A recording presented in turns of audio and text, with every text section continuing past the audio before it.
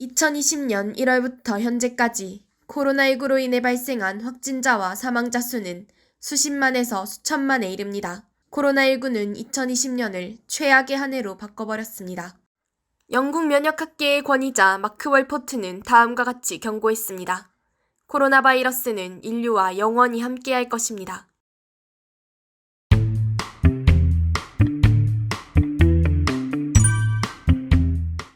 안녕하세요. 알류슈아입니다.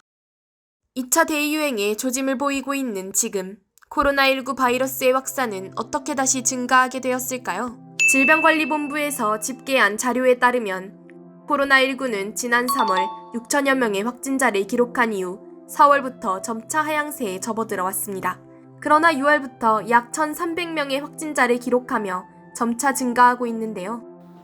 먼저 5월부터 6월까지의 증가 추세의 원인으로는 5월 6일 사회적 거리두기에서 생활방역 체계로의 전환을 기점으로 볼 수 있습니다. 4월 말 매일 신규 확진자가 14명 이하를 유지하다가 5월 6일부터 일상생활과 사회경제활동을 하며 감염 예방을 진행한 결과 하루 확진자 수는 최소 12명에서 최대 79명 사이로 나타났습니다.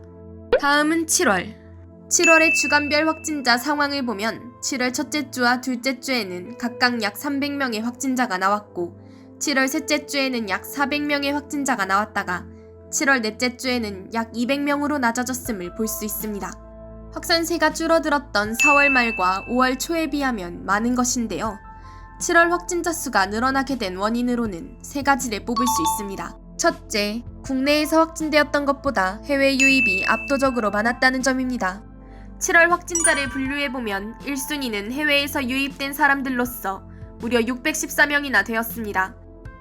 7월 1일부터 31일까지 해외 유입 확진자 현황을 보면 중국 외 아시아와 미국에서 유입된 확진자가 많다는 것을 알 수 있습니다. 근데 의외로 눈에 띄는 건 항공 통계를 통해 알려진 2월부터 8월까지의 중국 입국자는 총 약 21만 명 정도인데 2월부터 누적된 중국 유입 확진자는 18명이라니 의아하죠. 둘째, 휴가철을 맞아 국내 여행으로 지역 이동이 많아진 점입니다. 7월 1일부터 19일까지 특별여행 주간으로 할인을 통해 여행을 이끈 결과 지역 방문자 수는 6월 대비 4.1%가 증가한 1억 3,400만 명을 기록했습니다. 그리고 7월 3일 3차 추경 예산이 최종 확정된 후 할인 쿠폰 정책이 공표되었죠. 방역 전문가들은 이에 대해 경기 부양을 위해 성급히 거리두기를 완화한 유럽에서도 재확산 조짐이 나타난 바 있다. 할인 쿠폰 정책으로 국민들에게 방심해도 된다는 일종의 시그널을 준 것이다. 휴가철 생활 방역이 무너지면 확진자가 늘어날 수밖에 없다라고 경고하였습니다. 셋째, 생활 방역이 점차 느슨해지고 지역 이동이 많아지면서 깜깜이 환자들이 늘어났다는 점입니다. 7월 중순 이후 서울에서 최초 감염 경로를 알 수 없는 소규모 집단 감염이 곳곳에서 발생되었고 그 예로 홍천 캠핑장 확진자가 서울 강남의 모 빌딩에 출근하고 역삼의 모 커피숍을 방문함으로 확산시킨 사례가 있습니다. 또한 7월 24일 정부는 교회 등 소모임 금지를 해제하고 스포츠 경기의 관중 입장을 제한적으로 허용하였습니다.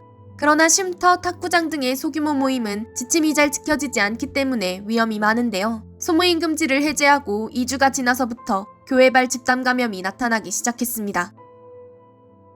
저희는 5월달부터 7월달까지의 확산 현황을 보며 이런 생각을 해봅니다. 코로나19는 언제 어디서 누구나 감염될 수 있다는 사실을 말입니다. 어떤 일이든 이유는 있습니다. 그 안에는 우리가 알지 못하는 상황이 있을 수도 있죠. 그리고 모든 상황은 연결되어 있고 원인 없이 일어나지 않습니다. 위기의 상황일수록 하나만을 보는 것이 아닌 다양하게 보며 혼자만 하는 것이 아닌 주위의 말을 들어보고 소통하는 것이 가장 안전한 방법이 아닐까 생각합니다. 오늘 하루도 감사합니다.